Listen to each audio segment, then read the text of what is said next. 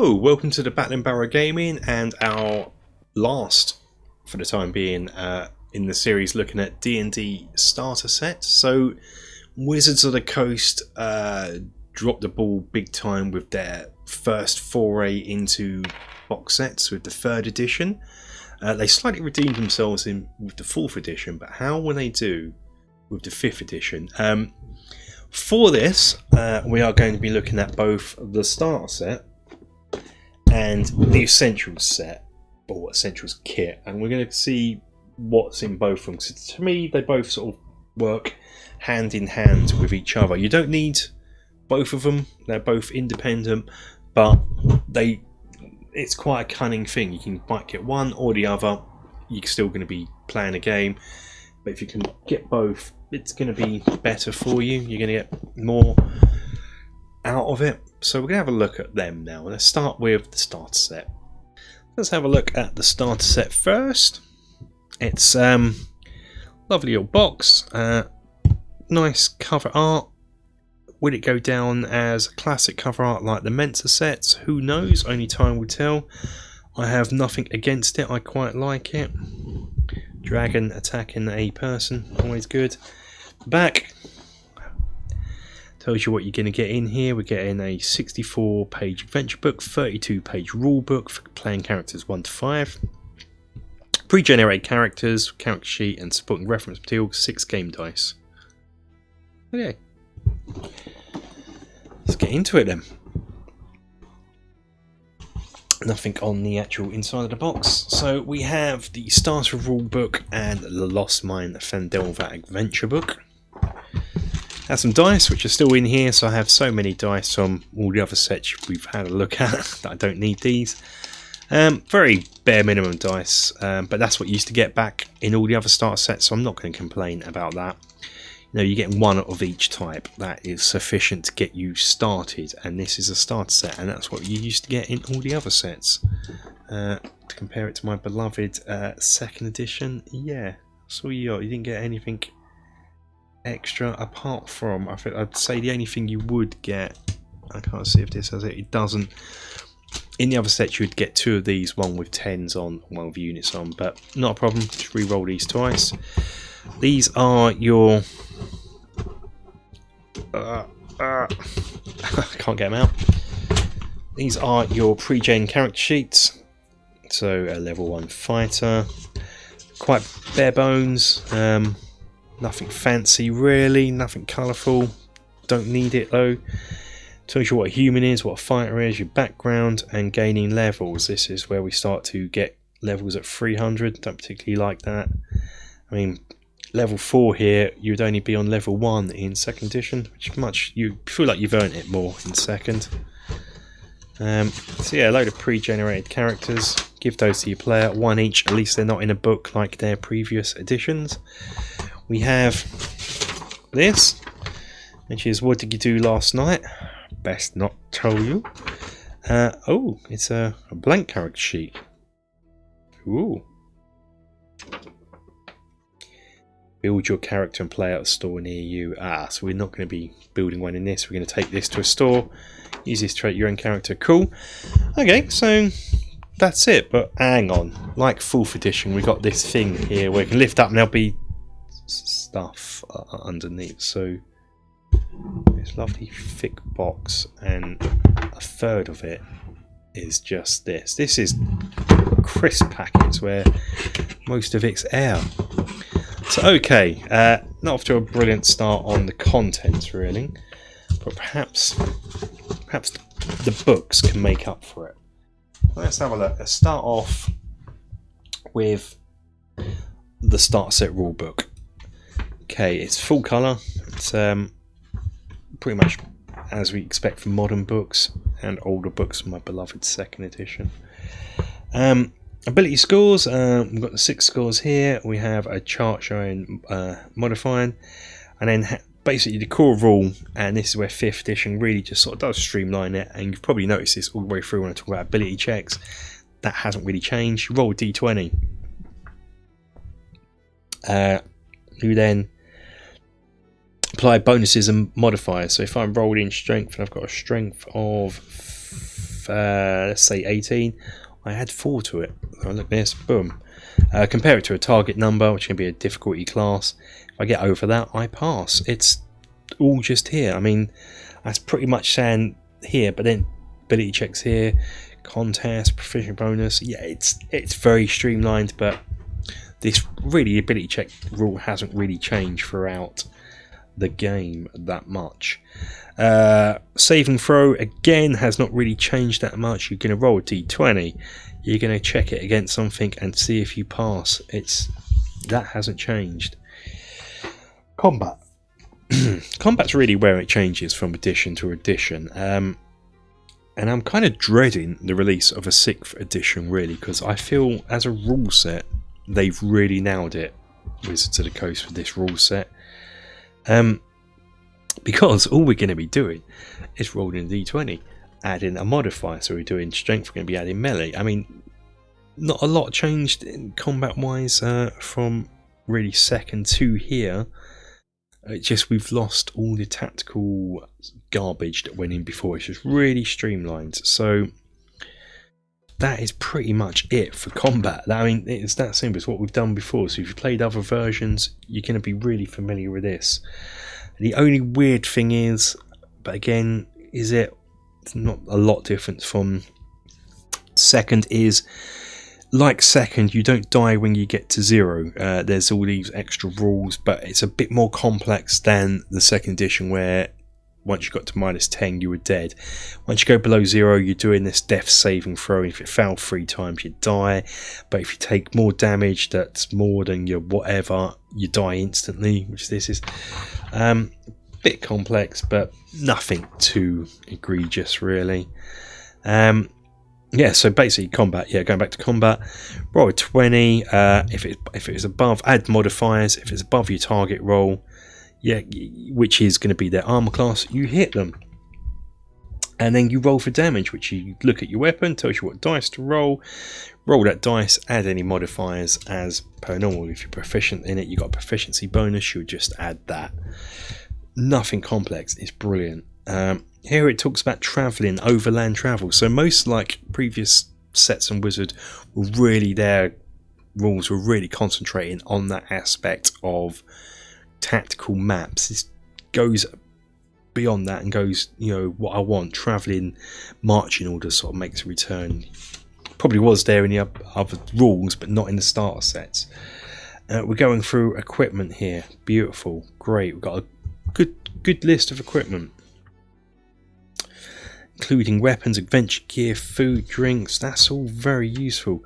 Spells, we're going over spells. They introduced cantrips in this. Well, I think they were in previous editions, but in this edition cantrips go beyond being a minor little, make a little puff of light or puff of smoke, to pretty much some devastating type of stuff here. I mean, you can see him here, Ray of Frost as a cantrip. Wow, we are making superheroes right off the bat, rather than leveling up, you know, starting small and leveling up. But not a bad thing, I dare say. So yeah, that is the rulebook, and it has conditions on the back. Clear, concise.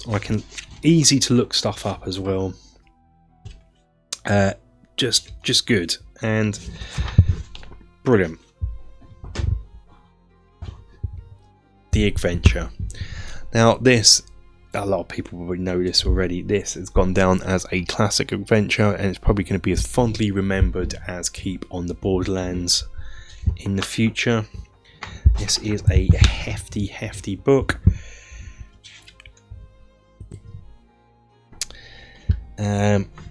We go have an adventure, so it talks about getting the GM running through, improvising ability checks. Cool, sometimes stuff comes up, and rather than try and read in the rules, just improv it, which is what I do a lot.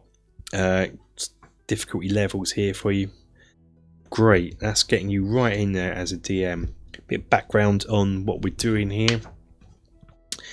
After a good start with a nice map, this is of the Sword Coast around Neverwinter, so we are in the Forgotten Realms, which is one of my favourite settings. I mean, the 4th edition set in the, what was it, the Interval, I quite enjoyed that really as a generic fantasy setting. I love generic fantasy. I hate this when they try and change things for the sake of changing it. I just like hanging out with dwarves, elves and fighting orcs. It's just, I'm a very simple man. So yeah, so really Forgotten Realms is brilliant for that. That was part 1, which talks about, you have some text to read out here, and then you have some stuff going on, developments. It's a very simple encounter, a bit like the 4th edition set where it just drew you in. Not the 4th edition box set, the 4th edition Shadows Keep set we looked at. Simple, gets you hooked, and then you're off to the hideout where we have the map. We don't have tactical maps in this game, but I've built dungeon tiles that can set this up, and you can use anything, just draw on a grid if you really want to. But then we're breaking it down into here. It talks about here about using the map if you want to, and whatever. Here it has what the goblins know, so if we get into a bit of questioning rather than fighting, you've got a bit that they know, so you can use that for a bit of role playing. Presented really well, lovely artwork. Still prefer 2nd era artwork, but this is good. It's good. Then we're off to town. You know me and adventures going into town. I love that. And obviously this is the town of Phandalin, which is where it gets its title from. And so we have a little map of the town here and all the different key places that you can use to DM. There'll be like different bits you can read out when they visit, and different little hooks going on, little quests you can gather from the town, because it's somewhat sandboxy in itself. You don't necessarily have to play things in order. It depends. Perhaps they want to go and deal with the orc trouble, yada. So you'd go to page 35 to do that. Go to the castle, yada. But you will get, at some point, you're gonna get pulled into the next adventure as well, which is what it deals with here, which is great way of doing things. So this is the Red Brand hideout. Again, it's going to be following the same premise of the first bit. It'll be expanded, and then we've got, as it says, this part of the adventure, the characters follow up on existing leads and lines of inquiry. They can learn much in Phandalin. So this is going to be all the quests that we've looked at and you can potentially get in Phandalin. So you got this one. Some of them, don't need a map. Some do. So, a young green dragon. So that's pretty cool. So that's going to lead, and what it will lead up to is this epic dungeon crawl through the Wave Echo Cave.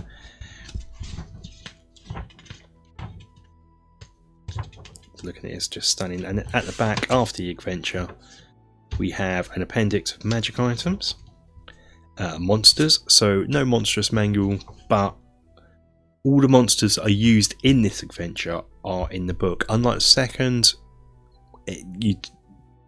all you get is the ones that are in the adventure. Nothing wrong with that. That will still allow you to look at these stats and maybe come up with your own adventure. But if you want more, you're going to buy the monster manual. After doing really well with that starter set, Wizards of the Coast decided to have another crack at it because they'd already done so well. Is this going to be even better, or is it just going to be a letdown? So this is everything. You don't need to buy the starter set to use this, and you don't need to have this to run the starter set. They're two independent things, but work together so well. Let's have a look what you're going to get here. It looks like we're going to get some nice loot in here. There's going to be some pretty cool stuff. So let's crack on and have a look.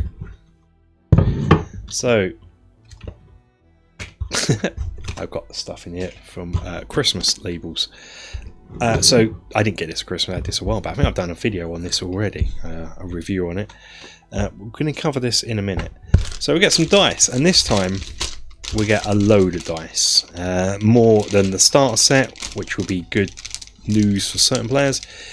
You're gonna get 4d6s. Now, why do you need 4d6s, I hear you ask? We'll get to that in a minute.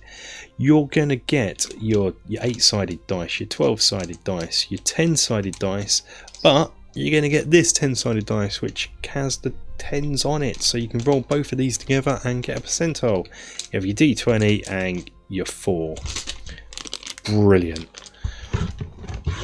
You're also going to get the adventure book, which we'll cover. We're going to get the rule book. We are going to get a little DM screen. It's not a full-blown DM screen, but this will get you by at a push. It's going to have all the combat rules, conditions, DCs, and stuff that, you know, if they're travelling, what's going on, some quick look up of food, drink, and lodgings. Brilliant. And now, what's great about this artwork. Bloomin' love this. No, it's good as a whole, don't get me wrong. So let me just show you it all here. So we're going to have the dragon. It is amazing, right? Just look at that. Just looks really... you can see the sun reflecting off that snow. Yeah, great. There's something about this section here I love. Just these adventurers wandering about. So if I fold it in half, just to make it easier for me. Just the god rays coming through, the trek through a forest. The cat, I love this. Brilliant. Brilliant. Elfie Bard. That's her actual name. Elfie Bard. Love that. What have we got here? We have got another poster map. Not as big as previous ones, but what we got here is the poster map for Phandalin, the town. So, you know, if you've got the starter set and you're in Phandalin, or you're going to be in Phandalin in this set as well, bust out this. This is a player's version, so it doesn't have anything that maybe they shouldn't see. Superb, just excellent. But not only that, and this is where it really does redeem itself, because I love a map, is you've got the area of the Sword Coast that both sets are in and around. Nothing untoward here. Again, this is the player maps, just key locations on. So Phandalin's here, Neverwinter, we're going up there towards other stuff. All just different key locations, and brilliant. I'm so pleased to see that. What's this? Character sheets. Wow, blank character sheets. This is boding well, this set. And then we have this, which is just a sheet advertising D&D Beyond here. I'm going to show you that because it has some things that are attached to my account, and just advert for different books really here. So, speaking of books, let's have a look at these books. Oh, actually no, you'll probably be wondering about these first, aren't you, before we do that. Well, these, as well as all this, you had some cards that were on, that you tore out, and you had this box that was flat packed. It comes flat packed, and you push it together to form a box. And when you tore out your cards from the sheets, you can put them in the box to protect it. Love that. So what is this? These are just different cards that are going to help you play. So we have these, which are quest cards, which have all the different quests we're going to encounter in a moment on here, that when you players get the quest, you can hand this to them as a reminder of what they're meant to be doing. I like this idea so much that I've incorporated it into the starter set. I've made my own quest cards for the starter set. Have combat, which is just helpful cards going over combat. Boom, so that's those. Have magic charm, so just whatever that is. You have blinded, charmed, deafened, grappled. These are all different conditions you can do, you see. Paralyzed, prone, stunned, unconscious, and so it has the rules on the back. So if a player is stunned, you can give them this stun card so they know what being stunned means. There's only one per condition, so if more than one players are stunned, they're going to have to share. So you have some magic item cards. And these are just all the different items encountered in adventure. So when a player gets like a potion of healing, you can give that to them to remind them they've got a potion of healing, and when they've used it they can discard it. Great, I actually really love that as well, and sort of done the same for the starter set, the items. Have some initiative cards. So when players roll for initiative, there'll be a turn order decided. So when you've decided who goes first, so player goes first will get this, player who goes second will get this, player goes third will get this, as a reminder of the order in which things are happening. And so when that is done, and next combat round, you hand these back in and it will begin again. Now these are I like these. These are NPC characters. So if you notice, the starter set really says it's for 3 people, whereas this accentuates the fact that it is for 2 to 6 players.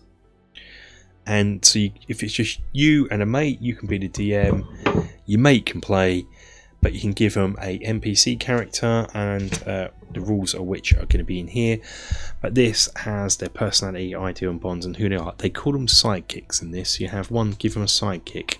So you could have a human expert, experts being stuff like rogues, etc. Human spellcaster, your wizards and stuff. Dwarf shield warrior. A Lightfoot halfling warrior. Human expert, Pickled Pete. Yes, look at him, he does look pickled as well. Lightfoot halfling spellcaster. Moon elf warrior. I'm not too sure about these character designs myself, but I don't have to look at them. I can just use a model, because I don't know. That's just me. Human expert and a human spellcaster. Yeah, I don't necessarily like the character designs, but I like the concept. So yeah, that then once you punch them out, put them in your box, keep them nice and safe. But let's have a look at the book. Start off with the rule book. This is a fairly chunky affair. As you can see, it's got a spine on it, it's so chunky. And inside, it's effectively over 63 pages. Let's see. Welcome to D&D. Most all books, especially during the series, we've seen all this. We'll explain what a role-playing game is, what D&D is. Core rules, which are all. Won't go over the rules because we've already done that looking at the starter set rules. But it has basically all the rules in that are in this, and more, because character creation. Yay! So. Slightly different from previous editions, where all editions are used to roll, apart from 4th. Couldn't do in 4th because we couldn't decipher that silly creation method that Starter Set had. But up to the basic 2nd and 3rd, you'd always do your attributes first. Actually, 3rd I couldn't say either because they didn't have it in 3rd. So in TSR era, it was roll for attributes first, whereas in here, you're going to pick your race and class first, which is interesting. So then your ability scores, where you're going to roll, and the reason you had 4 d6s in the dice is you roll 4 6-sided dice, take the highest 3, ditch the lowest, and write that number down. Repeat that 6 times, so you can have 6 different numbers, and then you distribute those to what abilities you want. And again, like previous editions, you're going to have a modifier for that ability. So being you've picked your class before your modifiers, you kind of know where you're going to put each modifier. To me, that does make sense, picking your class first, because even when you're rolling your abilities, you have an idea of what character you want to be when you're rolling them. So you might as well do race and character class first. Anything with races is, there isn't any in this, but beforehand you couldn't do your race first because there will be restrictions based on your dice rolling, but I don't think there is any class restrictions in this. And that's it. It's a very simple affair, really, but this will take you through creating a character. Apart from that, you're going to fill in the rest of the stuff that's not important for rules, but maybe more important for role playing. It will explain a bit about different races. So in this set, you can be a dwarf, elf, halfling. Even got halflings now, rather than just you leaving them out. Okay, classes. You're going to have a bard, which is fairly unusual for starter sets, but good to see, especially as there is a bard on the Dungeon Master screen. A cleric, but there's quite a lot of information here already in this set. You know, we're talking about it's going to different builds as well. A fighter. So, you know, we're going into fighter, and we can be at sort of an Eldritch Knight. Yeah, it's pretty good. It's pretty good. Rogue. A wizard.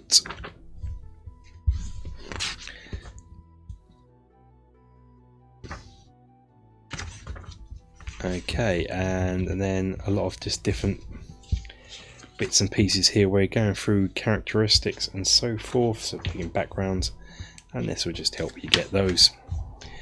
Then playing the game, this is just what we've gone through before. You've got your ability checks, we've got our saving throws, really easy to look up and find out where they are if you forget, which are so simple nowadays, you shouldn't forget the rules. Dexterity checks and intelligence checks, just then it will explain different types of check you can do, just to give you an idea. Social interaction, so it's even going into role playing, which is great. It's great, it's bringing down the role playing. Combat, so no, it doesn't have a grid showing you that you can move in a tactical manner. It's just combat, bit of cover just to help you out there. It's just going back to TSR days for me, 5th edition. Again, lovely bright art. Gotta love a bit of bright art. Again, still prefer 2nd, but it's damn good. Anyway, so it's just on equipment. Again, you get a lot of it here. There's a lot of equipment to go. You can list and go through. Spells. Let's count up the spells. So we're gonna have wizard and cleric spells. Again, a fair amount. At the back we have sidekicks. So this is where the only thing I would have wished, I wish these would have been cards, but I guess you can photocopy them and make them your own, because these are the stat blocks for the sidekick. So you have one for the expert, one for the spellcaster, and one for the warrior, so they're all the same. So yeah, you know, players going to have this book in front of them if they're going to use these. I would probably photocopy these or find something like someone's made some sort of handy printouts and do it that way. But that's it for the rulebook for this. Let's have a look at the adventure, or adventures, because there is more than one in here. So again, it's a spined. On the back here you have the map key, which is useful to know, and that lovely artwork that I love. Here they are confronting the dragon, which is appropriate because that's what the actual overall quest is going to be. So what this is a total sandbox with an end goal involved. So there is a town, side quest, and a main quest. It's pretty much well done. Going over the DMing side of things, showing how to use the components in the box, how to do checks. We have the map, and it'll go over lovely bits of information about the different areas in the map, and this will have bits on it that the big poster map doesn't, obviously because this is for the DM, so that's pretty cool. I like that. And then we have nice rendition of Phandalin, which I don't think was even in the starter set, even in its namesake. It just had the map, not really what it looked like, so that can help you describe it a bit better. So it talks about running it for one player, giving them a sidekick. Brilliant. Reading ahead, love it. Has a bit about the adventure background, a bit about Phandalin. Here's the map, and we can explore Phandalin. You're going to start off in Phandalin. Read this to your players.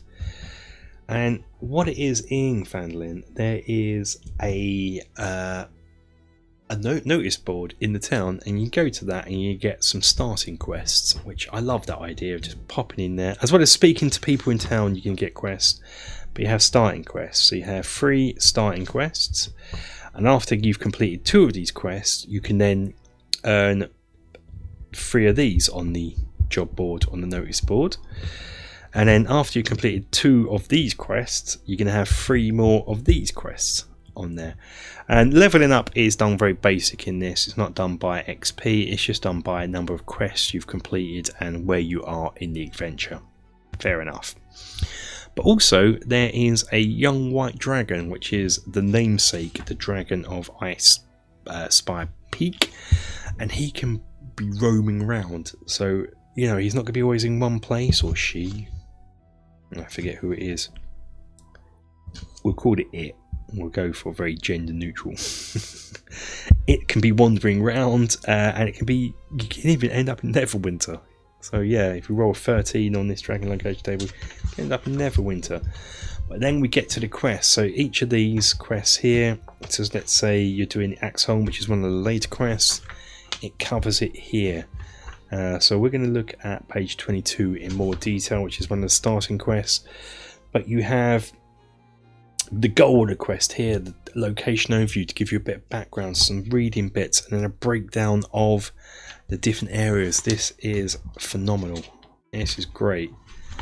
So we have different quests. Not all of them are in dungeons. Some are outside in some sort of farmland here. We have some standing stones.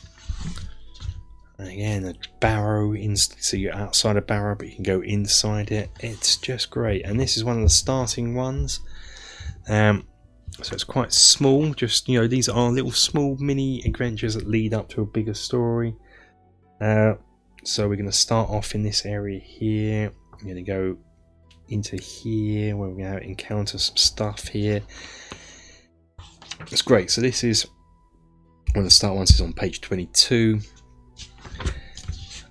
So basically what we're doing is you have this little sandbox letting people do what they want, and you could also run this in conjunction with the starter set, run them both at the same time. So they start off with the Phandalin quest, and then when they get into Phandalin, you can start running these quests, and then as well as what's going on in Phandalin, you have the dragon running about causing havoc. It's fun, really expands it out here. And if you just want to run, I know, a little small, perhaps you only got a few hours of an evening, but you want to play some D&D, just run one of these quests straight off the bat. It's amazing. I like these little quests leading up to a bigger sense of adventure. So you end in adventure, so we'll talk about several ways. I won't get praise the defeat of the dragon, yada yada. But as it says here, you may also explore adventure in start set, contains the mirror, takes your place in the same place. You can add locations from that adventure to this one, and this one into that one. It actually says about doing it there, which is great. It then, because I do appreciate this, I think I said that in the review of this, sometimes you get these starter sets and you don't know where to take it next. Whereas here it has a little breakdown of the adventures at the time, telling you a bit about where they're located and what levels they're for. Great, take it from there.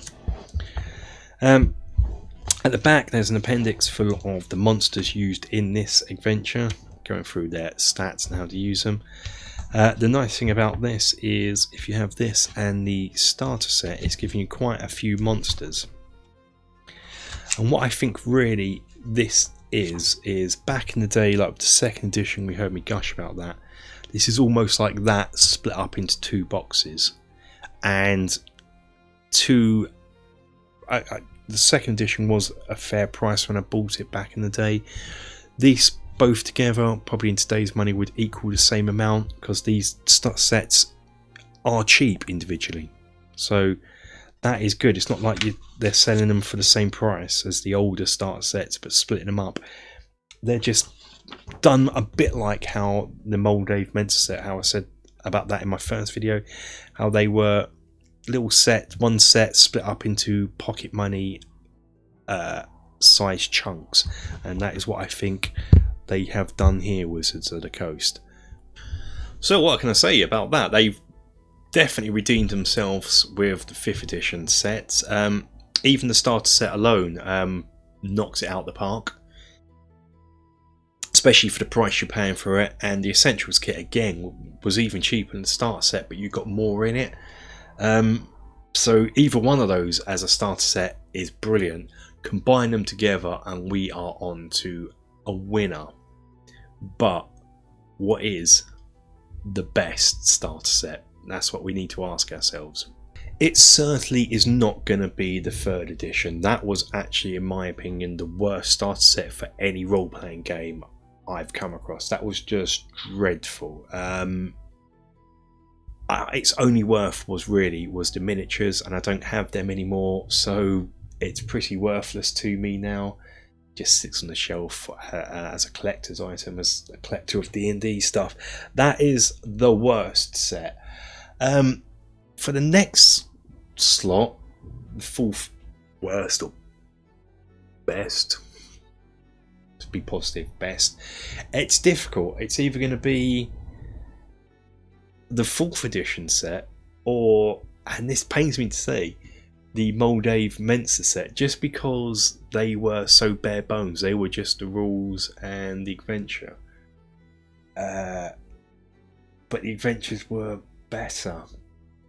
So if it was just the 4th edition's red box on its own, then that would come in next. If you include that adventure we looked at in the last video, the Keep on the Shadowlands, whatever it is, that would make it better than the Moldave version, because that adventure is brilliant. So yeah, could say it's a tie. So yeah, red box on its own comes in 4th. With the additional adventure, if you bought that at the time, it comes in 3rd. That means in 3rd is the Moldave and Mensa sets from back in the day. They're great anyway for the rule sets. Just think about the old school rules are just fun to play. If you are new to D&D, and by new I mean you joined in, even if you only joined in 3rd, you know, if you join the Wizards reign of it, go back to these sets and have a play of this rule set. They are really fun rules. They're really cool rules. So that leads us to the 2nd set, and that is going to be this video set, the 5th edition. They come dangerously close to being the best. They are pretty good sets. There's certain things about the 5th edition era I don't like. Too many Dragonborn. Too many Tieflings. But you know, they're good. Phandelver is going to go down as a classic adventure, and really Dragon of Ice Peak will probably, in my eyes, go down cool, just the way it's done, where it's very open world sandbox. But for me, the best is this. This was just phenomenal, and I still want to play it nowadays. That's how good it is. It just value for money. You had your miniatures, you had Player's Handbook, DM Handbook, and Monstrous Manual, and they weren't tweaked rules, they were just full rules in a very condensed way. You got some pre-gen characters straight out of the box you can just play, but you also got character creation rules in here, which is what you should have in a set. You got some dungeon maps, the CD. This was the set to own, and still own, and I'm still going to actually run through this. I might actually spend a bit of time converting it to 5th edition. Doesn't take a lot, just use 5th edition monster stats and rules for it, and you're on your way. And I might rerun that using 5th edition rules. So really, I kind of will be using this as well. But yeah, 2nd edition AD&D, best box set in my opinion. But what is yours? Have you played any of these rule sets? Let me. Have you got any of these box sets? What is your opinion, and why? Does anyone like the 3rd edition basic starter set? Please let me know why in the comments below. That'd be really cool. Maybe I've missed something and you can change my mind, especially about the adventure. Maybe I have missed something. Who here generally likes 4th edition rules? It gets a bad rep, but there are some actually genuinely interesting bits in the 4th edition rules. Let me know if you're a D&D player, when you started playing. Yeah, just let's have a little conflab about D&D, because I want to get more of it on the channel. But that is it for this video. Until the next one, guys, take care.